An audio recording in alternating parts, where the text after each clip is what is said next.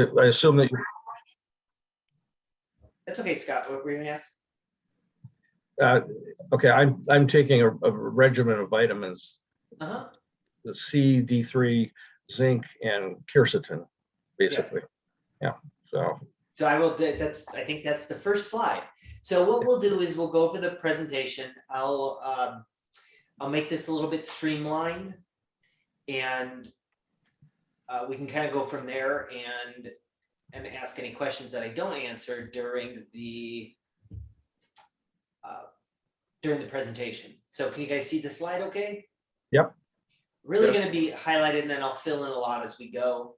So feel free to take notes, but also this will be recorded. You can always watch it again later. But so we'll start with, as I mentioned, the biggest concern I have is that we've just been led to believe that we have no control over what happens to us. This is just completely random, and there's no hope for anything. We have to hide out or get a vaccination or do this or that or wait for the miracle drug to sell. And that is completely, absolutely not true.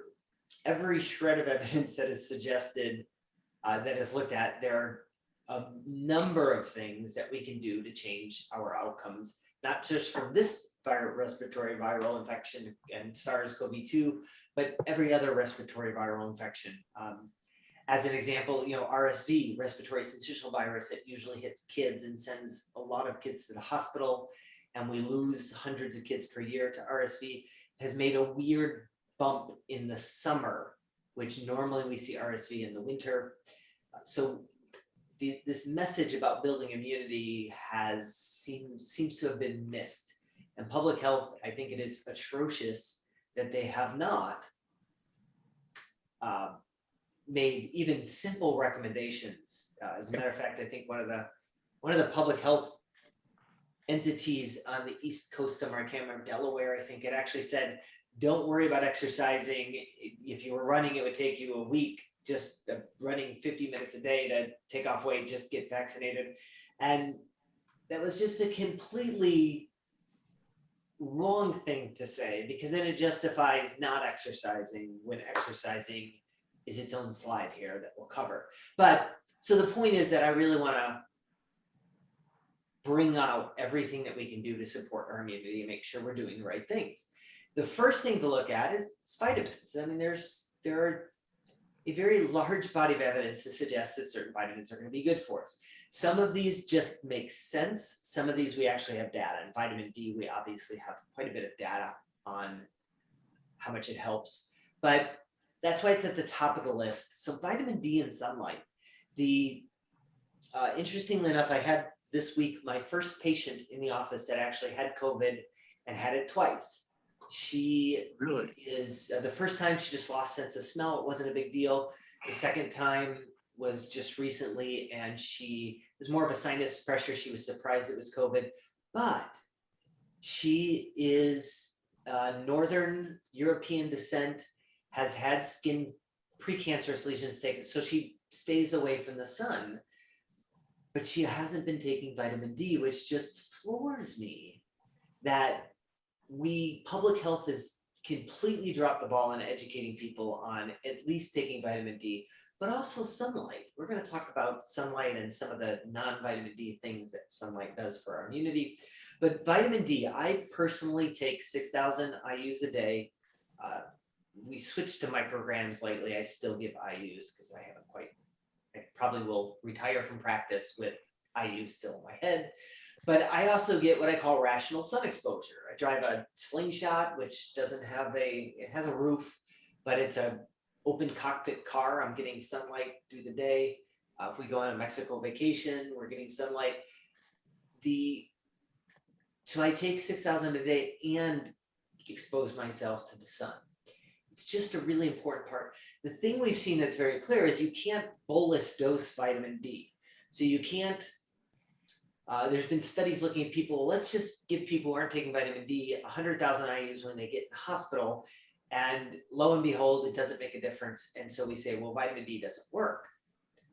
Turns out that that's never been a good option. When we look at the studies on people who have higher levels of vitamin D, they almost invariably do better on cases, severe cases, hospitalization, and death. It's a very clear marker that vitamin D plays a role. Very inexpensive, sunlight is free, safety windows are huge, and you're also going to impact other things like bone health, diabetes, just a variety of things that vitamin D all helps with. Doctor, Vitamin A is another one that we have a tendency to miss. Doctor, Yes. before you leave vitamin D, I had my annual physical this last week, and I showed my doctor my list of things I'm taking, and he sort of like said, well, watch out for vitamin D, it can be harmful after a certain point.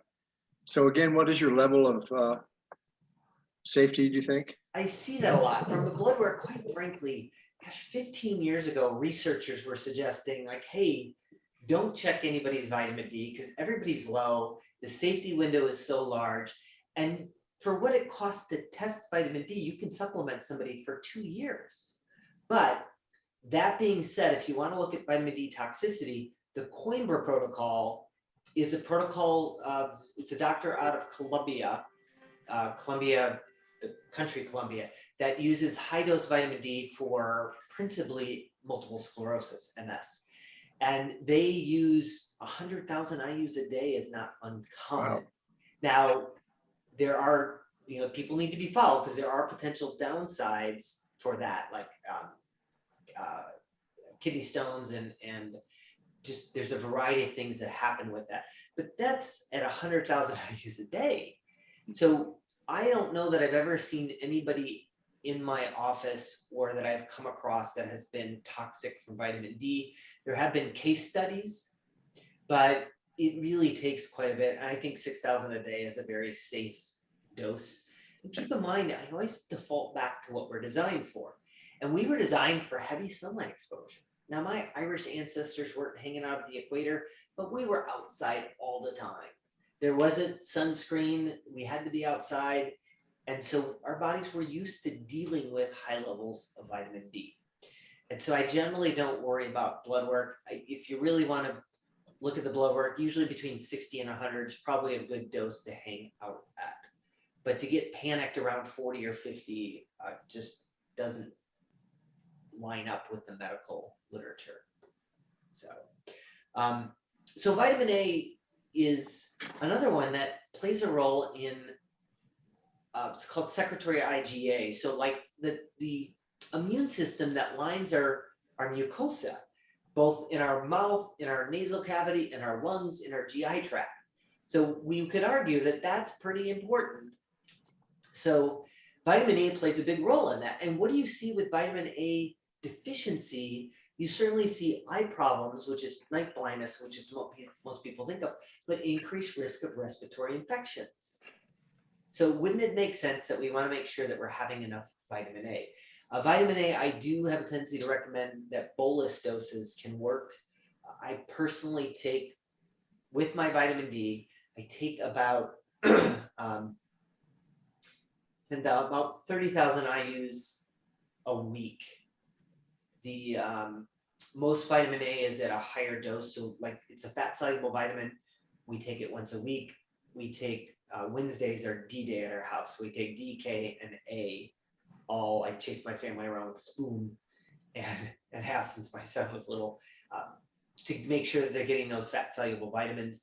But the A can be dosed that way. We usually do about 30 to 36,000 once a week, and plays a big role. If somebody is worried about being sick, I've always mentioned 100,000 IUs a day for 3 days to get you up to a higher level and to make sure that things are fighting things off.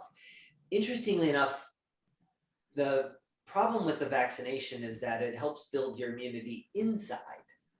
Certainly discussions about how long that might last, but it doesn't do anything for the respiratory system. And that makes things like vitamin A that much more important, which stimulates and makes sure that our secretory IgA can fight off whatever it gets exposed to. So 2 other supplements that really have become important are zinc and selenium. They've always been known to be good for immune function. Now, I typically don't recommend taking them separately. A lot of times even forget to recommend them because I'm a big fan of a good quality multivitamin. And a good quality multivitamin is going to have zinc and selenium in it already. So I had COVID back in January. I did not supplement with additional zinc or selenium because I was already taking my multivitamin. I wasn't concerned about getting enough of that. You could also snack on some Brazil nuts. Brazil nuts are generally high in selenium. But selenium was identified pretty early. Even in China, there were areas that had higher selenium in the soil, and those areas had less of an impact in COVID than the areas with low selenium. So we've known that almost out of the gate, that selenium plays a role in viral illnesses. Or let's see, we've always known it's played a role with viral illnesses, specifically with COVID. We've known that it plays a role early on. This was probably in April, May of 2020.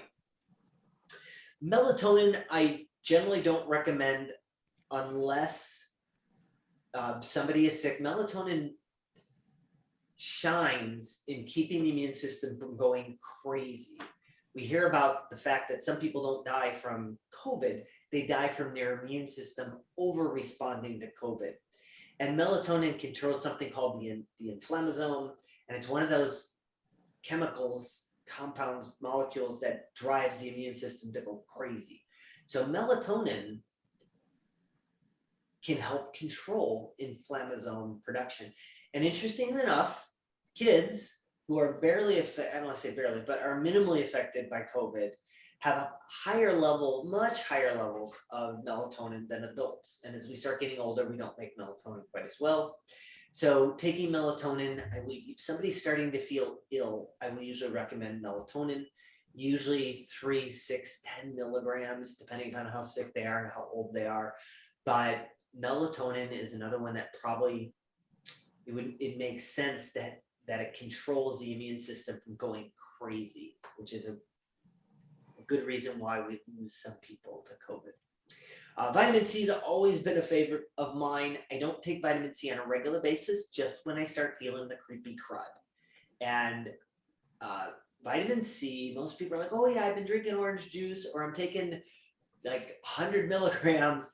When I talk about vitamin C, understand that humans, we're one of 4 mammals that have lost the ability to make our own vitamin C. All other mammals make it in the liver. Guinea pigs do not make vitamin C. And if you've ever had a guinea pig, you are probably aware that guinea pigs can go like that from a respiratory infection like pneumonia. So could that be because they don't make enough vitamin C? It would certainly make sense that vitamin C plays a role in fighting off respiratory infections. And again, we look at the far end of the spectrum.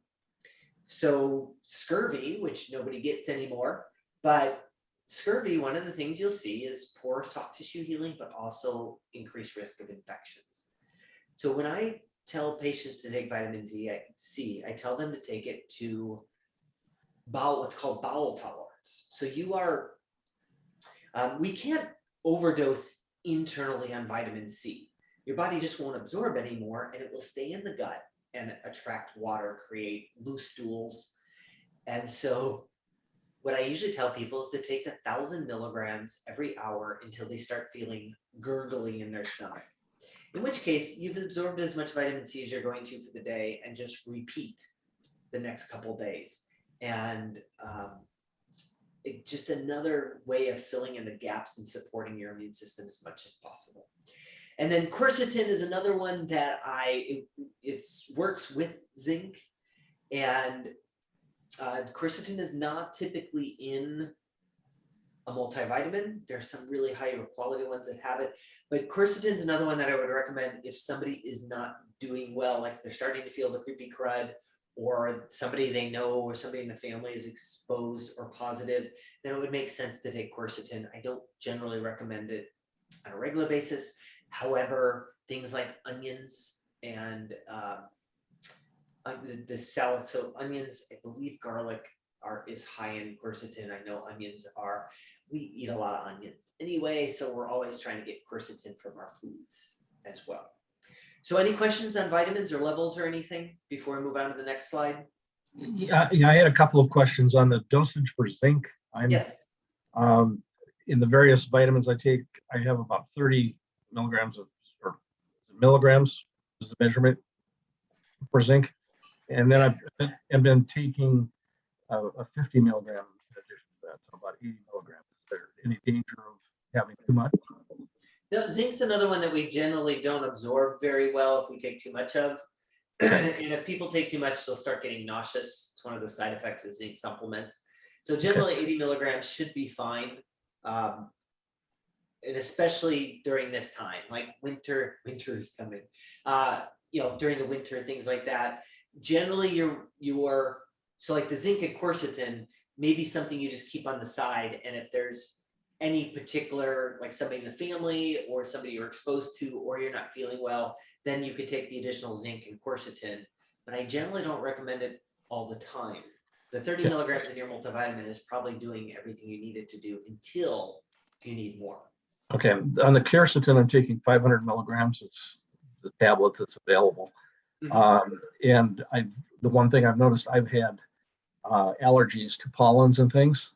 Minute I started taking that, allergies, no problem anymore. So quercetin also stabilizes mast cells. So mast cells are the white blood cells that release histamine. Okay. So if you stabilize them, you can't release histamine and you don't need an antihistamine. It's kind of like all the medications we have are the barn doors open and let's run around and chase everything.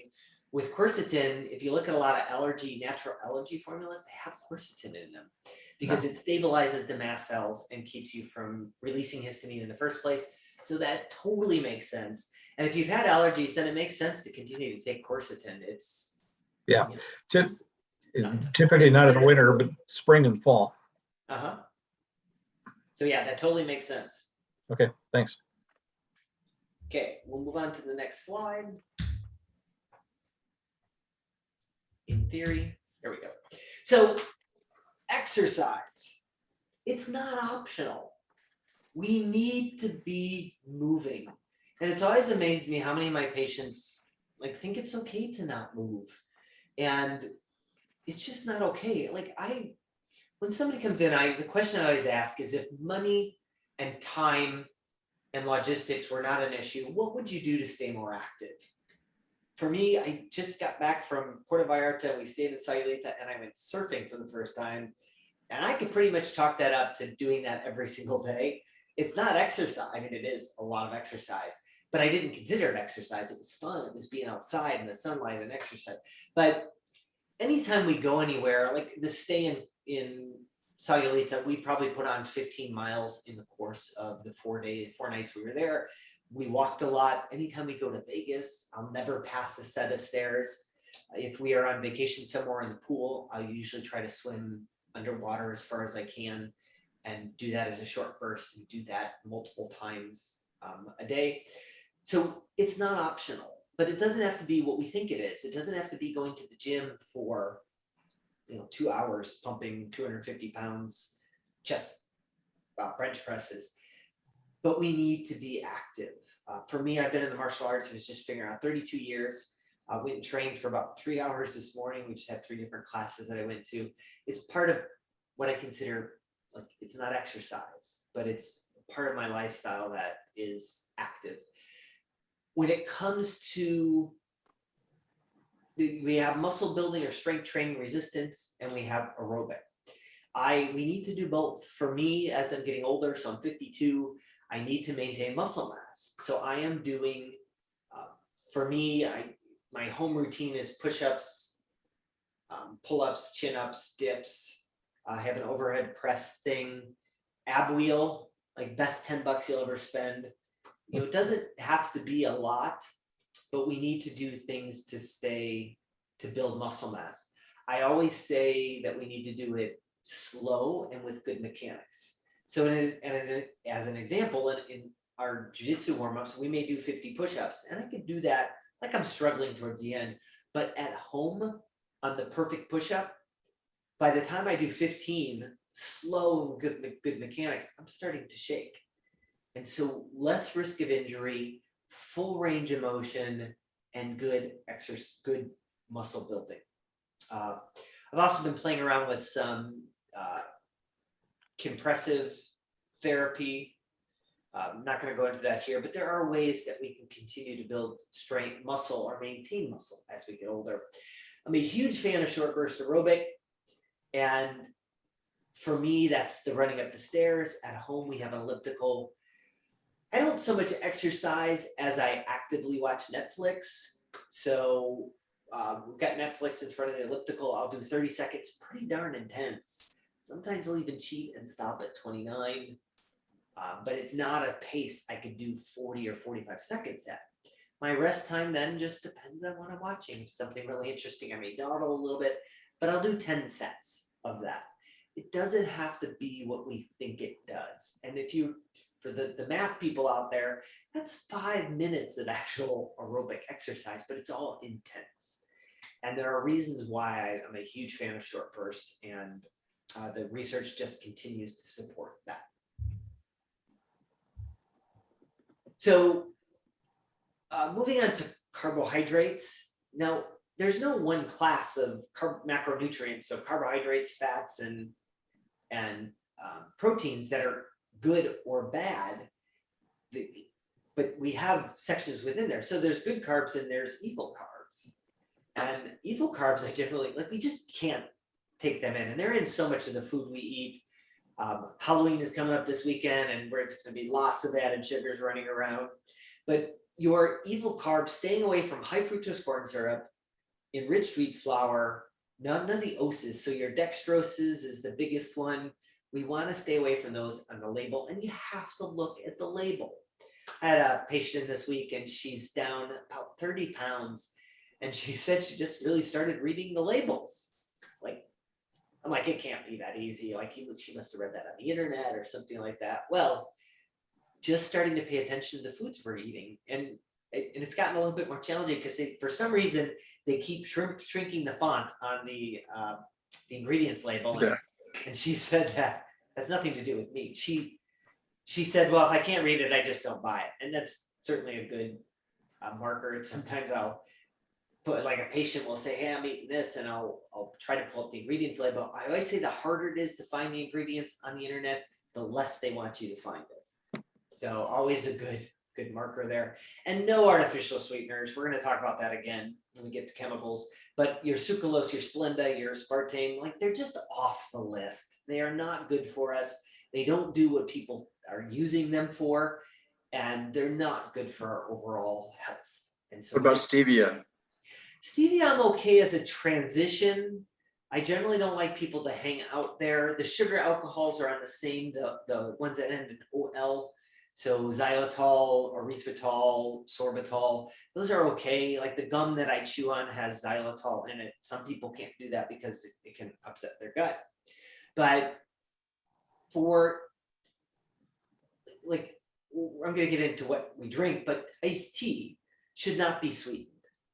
Our coffee should not be sweetened, but, like, things we shouldn't be using this kind of stuff on a very typical, regular basis. And that's where I have my problems with stevia. Same thing with, what's the other one? That's a monk fruit sweetener. Like, we just shouldn't, we're still trying to cheat Mother Nature, and that just never wins. So, okay, back to the fats. So now, again, all fats are not evil or bad. If you grew up in, if you were alive in the 80s and 90s, you just have this idea that fats are evil. If you remember the dietary pyramid, at the very top, it was fats and oils used sparingly. And at the bottom are the carbs, with no differentiation about things like enriched wheat flour. So you could avoid the avocados and eat more Wonder Bread. And according to the dietary guide pyramid, you were doing good. And we saw where that got us. So when we talk about taking in more healthy fats, it also means avoiding unhealthy fats. So no hydrogenated oils. So you're partially hydrogenated. This goes back to reading the labels. You have to read labels. That's why peanut butter. I always say no fake peanut butter, because peanut oil is a liquid at room temperature, but that doesn't work for processing. The guys at Reese's can't, they're like, hey, we open up the peanut butter cup and it's mush on the bottom. Like, we can't sell this. So they hydrogenate it and make it a solid at room temperature, but they change the fats. And we purely do that for shelf life and sustainability, but it changes them into something that Mother Nature doesn't recognize. You can open a can of Jif Skippy, Jiffy and Skip. But, and open it up and put it in the back of your cabinet, and in a decade, it will be intact. That tells me that Mother Nature no longer wants it. It's not food anymore. We also need to minimize our intake of omega-6s. So that's your corn oils, your sunflower oils, safflower oils. We get way too many omega-6s. It's not that they're good or bad, but we get too many.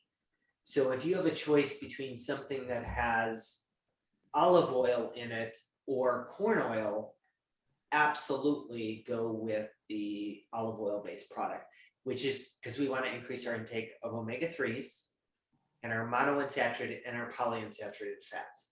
So think of things like nuts and avocados. Like, when was the last time you walked up to somebody who was morbidly obese and said, dude, how'd you get that way? He goes, oh my God, look at me. I've been eating avocados like they're going out of style, and look what happened. Like, you just don't have that conversation. Those fats don't contribute to weight gain like we were bred to think in the 80s and 90s. The key thing with, what do we do with a lot of canned nuts? If you read the, you gotta read the ingredients label, and they're gonna have things like cottonseed oil added on, which is an omega-6. We shouldn't be eating it, and that's not a healthy nut. It completely undoes the health benefits of that nut. So that's why you almost always have to go raw. I'm okay with dry roasted, but no added oils. So getting in healthy fats and minimizing our unhealthy fats is critically important. And it creates inflammation in the body so that your body thinks it's your immune system is constantly trying to attack something that's not there. And it leaves the back door open for viruses and bacteria to get in. So we just need balance to our immune system, and our fats play a huge role in that. That also means that if you're eating fish, that means no tilapia, no farm-raised salmon, because those are generally fed corn. And I've done some scuba diving, not scuba, I've done a lot of snorkeling. I've never seen fish eating corn in the wild. It's not part of their normal routine. So what to drink, this becomes important because you go down the block and you see somebody walking, like they're walking around the block, and they have 8 ounces of water in a plastic water bottle that it's like they're going to dehydrate and dry up to a crisp and blow away in the wind from walking around the block. And we've just bred people to think that we need to have that 8 ounces of water at arm's reach at any given time. And it's almost always in a plastic water bottle. Not only is that horrendous for the environment, there's no, water does not have any inherent benefits. Now, I'm not saying that you should, here in Phoenix, you should go hiking at noon in August on Camelback Mountain and not drink anything, bring anything to drink. But we don't need to drink water like we think we are. And if we're drinking it out of a plastic water bottle, you're arguably doing far more harm than good to us, because the BPA in the plastic water bottle is not good for you. That is very clear. We're going to talk on that briefly when we talk about toxins. So what do we drink? I personally am a huge fan of organic, when possible, unsweetened flavored teas. I put out some videos on that. I say organic when possible. Like China Mist has a blackberry jasmine that's fantastic, but it's not organic. But we'll still buy it because it's just too good to pass up. It's unsweetened, but it's flavored. Like, I wouldn't do just straight up black tea. That's just boring. This one happens to be a fruit green tea that we just tried. That same company has a creme brulee organic tea. It's actually really good. I mean, imagine drinking creme brulee. So that's the life. We drink a tremendous amount of tea at our household. I generally, unless I am in the desert dying of thirst and it's been 3 days, I will not drink out of a plastic water bottle. So I don't feel the need. My son, he's almost 16 now, but if we ran out of tea and I'd send him to school with water, he'd look at he's like, water. And what was funny is if he ever got caught at school for bringing tea to school, he would have gotten in trouble. because they didn't allow you to bring tea, but we always had the, the metal stainless steel containers so nobody could see in. But if you brought a plastic water bottle, that would have been fine. I always found that somewhat ironic. Coffee, same thing. Always try to stick with organic when possible. Coffee and tea are notoriously high in pesticides, which is not good for your overall health. And coffee is good for us. It's all the crap we start putting in that starts to take away from that. So keep that in mind. At our office, we have an espresso machine, so I play barista at lunch. I find that the caffeine keeps everybody more, more attentive and productive in the afternoons. But so I'll do a double shot of organic espresso with matcha powder. I won't buy it again. It's really bitter, but it's good for you. Matcha powder, cacao powder, and I top it off with ice and dark chocolate almond milk. It's probably running about 80 calories, but it's packed full of phytonutrients, which boils back down to number one, like we shouldn't be drinking our calories. That means your milk, your juices, whether they're whole juice, 100% juice or mixed, juice drinks. That also means that our 700 calorie Starbucks drinks are not good for us. Always try to minimize your drinking your calories. Do I have a Coke on occasion? Yes. But our tea that we almost always drink is the tea, or the liquid that I almost always drink is tea, and there's no calories in that. I can drink it for as much as I want, and it's not going to contribute to weight gain. As a matter of fact, tea probably helps prevent weight gain. I already talked about bottled water and no artificial sweeteners. So just because you're not drinking your calories you don't get away with it if it's diet soda. So artificial sweeteners are not good for us. We need to stay away from them. So I have that in, I think, 3 of the 7 slides we have here. Everybody doing okay so far? Do you know that if all plastic bottles had that BPH in them? Everyone. So even the reusable plastic bottles, what they did is they switched from the BPA free ones. BPA stands for bisphenol A, and what they did is they replaced it with bisphenol D or bisphenol S, which is arguably more problematic than the BPA was. But even if you buy that Arrowhead bottled water and you run home and you put it in your fridge, it was probably on some flatbed truck in the Arizona sun baking, allowing that plastic, those chemicals to leach in. So almost every plastic, even reusable, so it's easy enough to do either glass. We use glass around the house, but if we're going out, we have stainless steel. Those cups are easy enough to find. And it just amazes me how you can leave a cold iced beverage in your car all day long here in Arizona in the summer, and you come out and it's still cold. Like why don't they make the car out of that? At the end of the day, and it's still cold. But so even the like half and half from the store comes in a plastic bottle. That's still a bad plastic bottle. There's always going to be some. BPA is you want to minimize your exposure.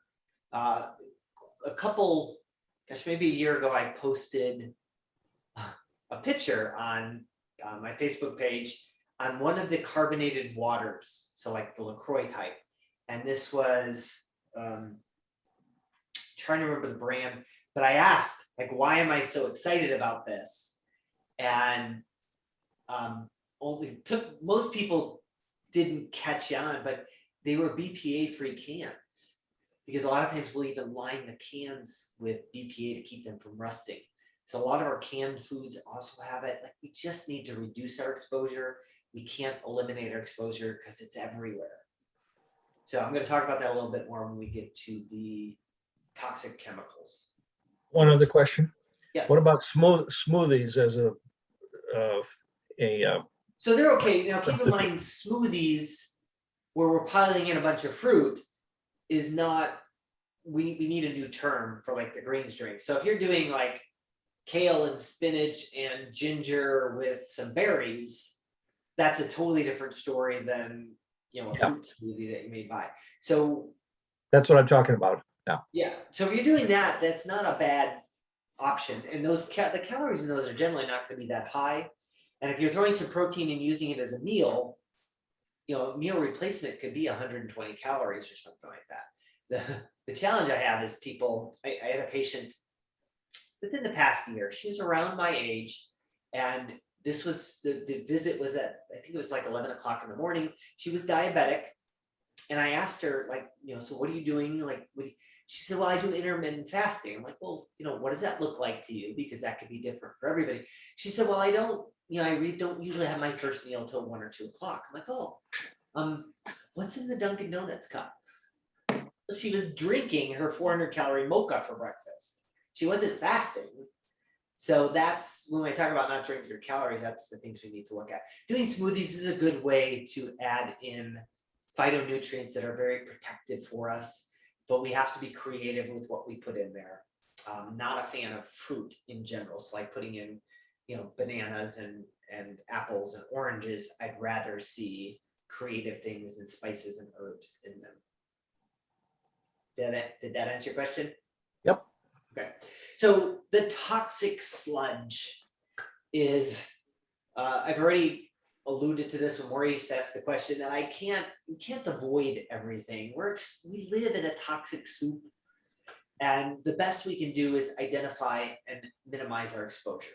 So I already talked about BPA, the bisphenol A in plastics. It's also in thermal register receipts. So as you handle thermal register receipts, it's not good. Our office Really? just recently, there was a study on, they had people use gloves or not use gloves and handle, it's like at a bookstore, a college bookstore. And the group that didn't use gloves, by the end of the day, had like 6 or 7 times higher levels of BPA in their urine. Interestingly enough, there was one person who showed up for the study that they couldn't admit to the study because his levels were like 13 times higher than everybody else. It turned out he had had consumed like 4 or 5 cans of probably a soda or something. And I already mentioned that we lined those cans with BPA, and his BPA levels were off the charts. So the more we can avoid plastics, the better. The thermal register receipts, but our office we used to use those. I didn't like them. We switched to a purely digital version. We then just within the past 2 months switched to a different company, and we're waiting for our reader to come in. And meantime, we're back to the thermal register receipts, and I do not like it. And we're doing our best to move away from them so we don't contribute to that. First time I've heard of that. The BPA and the thermal register receipts? Yeah. Oh yeah. Yeah, like I said, it's sneaky. They're everywhere. And it's a concern. And so if you're in that industry where you're handling a lot of those, that's a concern. So I generally don't get my receipts anymore. I can always check for everything. So the less I can handle them, the better off I am.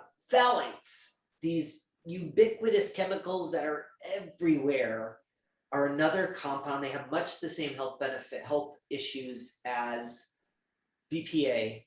Think of your fragrances, think of your new shower curtain smell. So the new car you got that smells fantastic, roll down the windows for the first 6 months. And here in Arizona, anytime I get in the car, I will always roll down the windows and let whatever's in there air out for the first minute or so. If it's a new car, those windows are staying down for the first 6 months. Wow. But even the lining, like you buy that, organic meat at the grocery store and it's got that plastic wrapping. Guess what? It's phthalates in it, and we know that it shows up in the food. So anything that's wrapped in plastic like that, fast food containers. So we know that we find microplastics and phthalates in fast food containers. I remember years ago, we would occasionally go to AJ's Fine Foods, which is a higher end. For those of you not in the Arizona area, it's a higher end grocery store, but they would have omelets on weekends that you could do. And this high end store would do their omelet, and then they drop them into a styrofoam container. And it didn't make any sense to me. Like I'd panic and try to get everything, throw some napkins or whatever on there before I could. So like we're exposed to these all over. We need to do our best to try to get rid of them. Another interesting, significant source of phthalates. We use it in the drug capsules. So if you're taking pharmaceutical drugs, many times they have phthalates in the linings. So, Really? yeah, you know, vitamin companies do not do that. They usually use like a gelatin base, but that's not Right. the case with most pharmaceuticals. So our Teflons are PFOA, PFOS, perfluorinated, oxy, don't ask me to pronounce it, but your Teflon, your forever chemicals that don't break down, and most of us have them in our bloodstream. If we check them, even if we live out in like the Dalai Lama living when they were up in the Himalayas, would probably still have some Teflon running through the bloodstream. Interestingly enough, there was a study out of Africa, I can't remember which country, but they found kids with higher levels of PFOS mounted a poorer response to the measles vaccine. So we know very well that these compounds affect immunity and are available to mount an immune response. So if you have any non-stick anything, throw it out. We always stick with, if possible, they're expensive, but we have a couple pots, cooking pans that are surgical stainless steel, the expensive ones, we've only got a couple, but stainless steel when possible when you're cooking. And Titanium is good too. Titanium should be good because they're not, I don't know about they have a new one that's not Teflon, but I guarantee in 20 years, we're going to find out that it's just as bad. So I just try to stick with like your titaniums or surgical stainless steel would be fine. Avoid flame retardants. That's, you know, like maybe you're worried about bursting into flames while you're sitting on your couch. I don't know that I've really, but we embed flame retardants in a lot of clothing, a lot of cushions, pillows, mattresses.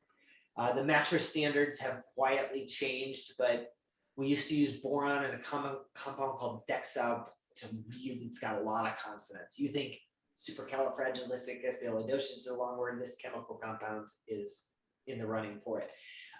So the mattresses, the California standards, which is a lot of other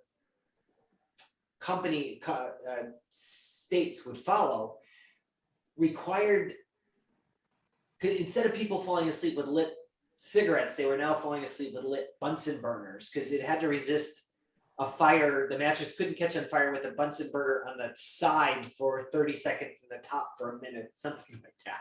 So in case you fall asleep with a lit Bunsen burner, you've got some time to not burst into flames, but it required a lot of chemicals to do that. The industry has quietly moved over to using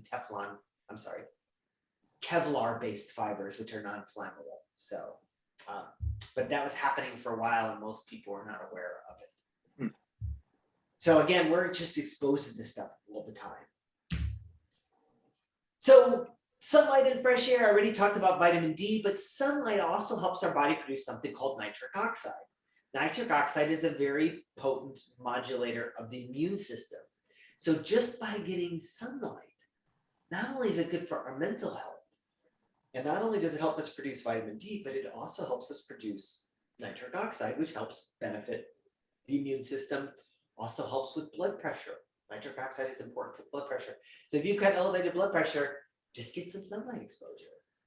Now, I'm not saying, slap on baby oil and lay outside the pool at noon for 4 hours, baby oil with iodine in it, but we need to be getting sunlight exposure. It's really important. It's good for so much because it's what we're designed for. It's really just what I boil down to. So drug concerns, we do have several drugs that will definitely worsen an immune response. I have grave concerns over antipyretic therapies. So anything that brings down a fever. So Tylenol, ibuprofen, acetaminophen, paracetamol, which is just the European version of acetaminophen. Now, if we're talking about a fever, 103, 104, different conversation, but 99, 100, 101, we live in a society where we can't have any aches and pains, and God forbid we should have any type of a fever, and we're going to take a drug to bring it down. But our body put that fever there for a reason, because our body functions more efficiently. The thing it's trying to fight off does not. And so when I had COVID, I went the opposite direction. I cooked it. We have a sauna at the house, so I spent time in the sauna. It was amazing that I felt 90% better when I was in the sauna. My body temperature was up. I'd get out of the sauna, I'd go hop in a hot bath. This was in January, so I didn't have a lot of sunlight to hang out, but sitting in the sunlight can do that. But I also got my butt off the couch and did my short burst aerobic activity. So by about the second or third set, when my body temperature would normally be warming up, I actually felt much better. So instead of trying to mask the fever, I was, working with it to make that work. And it's very hard to find studies that compare lowering a fever to not lowering a fever for viral infections like influenza, because I think we don't want to know the answer, because you don't want to run a study that's going to kill your product for 90% of its use. But the animal studies that we've seen with things like influenza do show that antipyretic therapies or bringing down a fever can extend and make the illness worse. So does bringing down a 99 or 100-degree fever allow the virus to get in and now get worse? That would certainly make sense, because your immune system is trying to fight it off and you're actually handicapping it when you do that. There's another class of drugs that have been well known to increase cases. And these are the PPIs, things that block stomach acid, proton pump inhibitors. So your Nexium, Prilosec, omeprazole, Prevacid, Protonix, Acifex. But that makes sense, doesn't it? If we swallow COVID or anything, any bacteria or and it hits stomach acid with a pH of 2, there's not a lot that can survive that. And so the virus just gets broken up into its amino acids. But if you're on a drug that stops it, then it's going to allow that virus a window to hop in and set up an infection. So it's been pretty clear that those class of drugs actually increase your risk of being a case. So forget severity, forget anything. Your likelihood of testing positive on PCR goes up if you're on that class of drugs. So does a whole lot of other bad things as well. And this is the last slide, our microbiome warriors. If we want to talk about another class of drugs that has done more harm for our overall health than anything, it's antibiotics. Most people understand that, wow, it's good to have a good bacterial flora, but they don't understand how much antibiotics decimate and completely wipe out a flora. Even 2 years later, a single course of antibiotics, your body has not recovered from that. So it's absolutely not going to recover if you don't do something to restore it. If you just take your antibiotics and just go about your normal way, you've just destroyed some of your first line of defense. And we know that having healthy bacteria like Lactobacillus and Acidophilus lower your likelihood of getting a respiratory infection. A respiratory infection. So antibiotics can increase your risk of being diagnosed with a respiratory infection. I don't know what else to say other than building you can't build your microbiome overnight, but you can destroy it overnight with antibiotics. And what do we give everybody with COVID? The use of antibiotics has skyrocketed with like all this concern, all this everything for years. We've been talking about antibiotic resistance and antibiotic stewardship, and we need to be careful. And we just threw that out the window. And we just started giving everybody antibiotics because we were worried about that secondary bacterial infection. But did we just set them up for a worst case? It certainly makes sense. Interestingly enough, the other thing we think of the microbiome as being our gut, but our respiratory system, our mouth, our nasal cavity, our lungs all have a microbiome, and we want it to be healthy and fighting for us. I personally have not been on antibiotics for, I think I've been, I don't know what my parents did when I was growing up, but I probably 30, 35 years I've not been on antibiotics. So I'm confident in my microbiome. If something happens, we go on a trip to Mexico and I eat way too many street food, like my gut still recovers from that. And I am constantly eating and feeding my microbiome and make sure that it's healthy and working for me. Interestingly enough, I know we're going to look back and we're going to find that COVID in no way, shape, or form was random. That it did exactly what we thought it was going to do. It didn't create, it wasn't some magical respiratory virus that did all new things. But another factor is we know that people have had tonsillectomies are at increased risk of respiratory infections. This was before COVID. So if you've had tonsillectomy, you are at increased risk of a respiratory infection, which would include COVID. You can't put them back in, but it does mean that you have to do everything else possible to build your immune system. It's kind of like, women are at obviously increased risk of breast cancer. You can't change that, but you just need to work that much harder at preventing breast cancer because you're inherently at risk. And I already talked about antibiotic harms. So I can't stress enough how damaging antibiotics are and how important it is to have a healthy microbiome. So that being said, like following those things, like now that's not a public health snippet. You can't just give that in a single, but we clearly should be there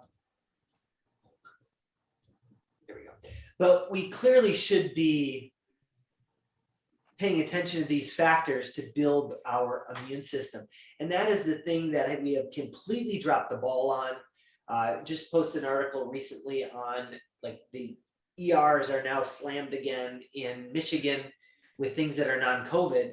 And why is that? It's because we've taken such crappy care of our health in the past year and a half, almost 2 years, because we haven't been paying attention to that. And now everything else is instead of going one direction and being healthier, we've gone the other direction and we're unhealthier. So now we're seeing more things rear their ugly head. It's probably part of the reason why we saw RSV making a rise in the summer. So we've taken very poor care of our health, and now other respiratory viruses are sneaking in. So questions, comments, feedback? Well, I'm with you about the general concern about state of health in our union, and even talking about what's coming up in the plans for the government for the elderly, adding hearing aids as a benefit. I would much rather that they spend all that money making the whole country healthier than it is. That's never been a goal. And I think for me, from the beginning, this has been the issue with the pandemic. We had a captive audience. We had people that were concerned.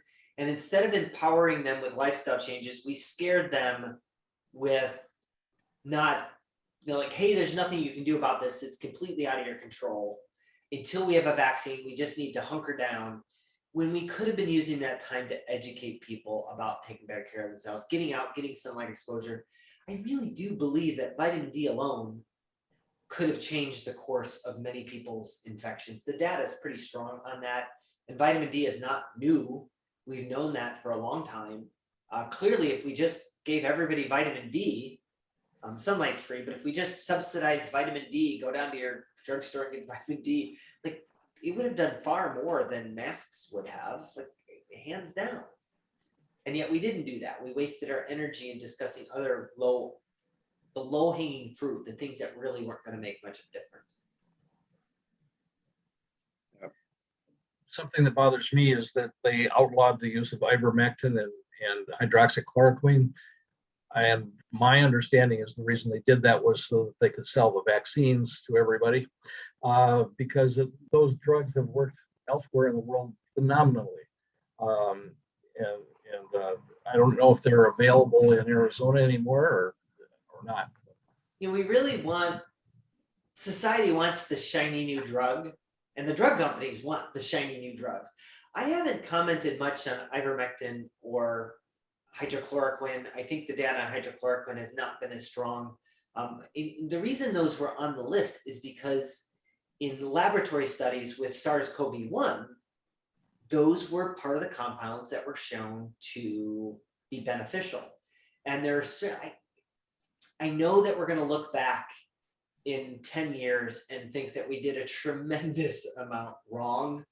Closing the beaches, like plexiglassing our kids, like there's going to be a lot of stuff we look at if we're willing to admit it, that we did grossly wrong. And it may be that, there's just a study in one of the antidepressants that showed some, it wasn't huge, but it was like a 14 to a 6%, 14 to a 12% or some type, it was a couple percentage point benefits, but it's not the shiny new drug. And if we have a pre-existing drug that's very inexpensive, that's not a horse dewormer, that's been used forever across the globe, and it can make a 4-point drop in outcomes, well, it would certainly make sense to at least look at that. But we didn't want to. And yes, if we have an existing drug that is working, you can't get EAU approval. So that's definitely a concern, so that we couldn't have pushed the vaccines to the forefront if there was a viable alternative. I think vitamin D probably would have fit as that viable alternative as well. But do you know Dr. Zelenko out of New York State? Have you heard him? I don't think so. There's been a lot of docs that I've come across or heard or listened to that certainly made a lot of sense. He treated President Trump when Trump was sick, but he has over 6,000 patients that he's given ivermectin to. 0 deaths. They've all recovered. Yeah, at that point, you have to pay attention, because if it's 50 people, like maybe they wouldn't have died. But if he's kept track and data and has 6,000 case studies and no deaths. Evidently, he's an instructor. He says, my students, we probably total a couple million people that we've treated with ivermectin. No deaths, no problems. Kept them out of the hospital. Yeah, we have stories out of India. Like hydrochloroquine, probably not but for me, first of all, it's not within my prescriptive.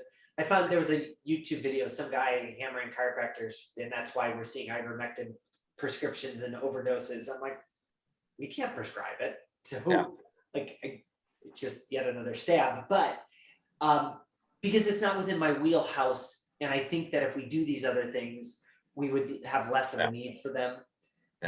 That's kind of been my stance anyway. But I'm a natural type of person anyway. Anything we can do to support the body to do what it's designed to do. You gave a whole lot of great tips. So thank you. Yes. Okay, Maurice, anything else? Don't believe so. Thank you very much. Okay. Thank you very much for your time today. And again, I will see if I can't do this same thing during the week. This is like, I really want to get this message out. So I do appreciate everything and your time today. So if somebody wanted to view this, can they? Yeah, I'll have it up on our social media pages and YouTube pages probably by the end of the day. Okay. I don't know what that is. I guess I haven't been. Just look for James Bogash. Okay. There's only 2 of us on social media, and one of them has hair. So I'm pretty easy to find. Okay, great. And Bogash Life and Balance is part of the branding, so you can find it with that as well. Sure. Okay, you guys have a good rest of the afternoon. Thank you. You too.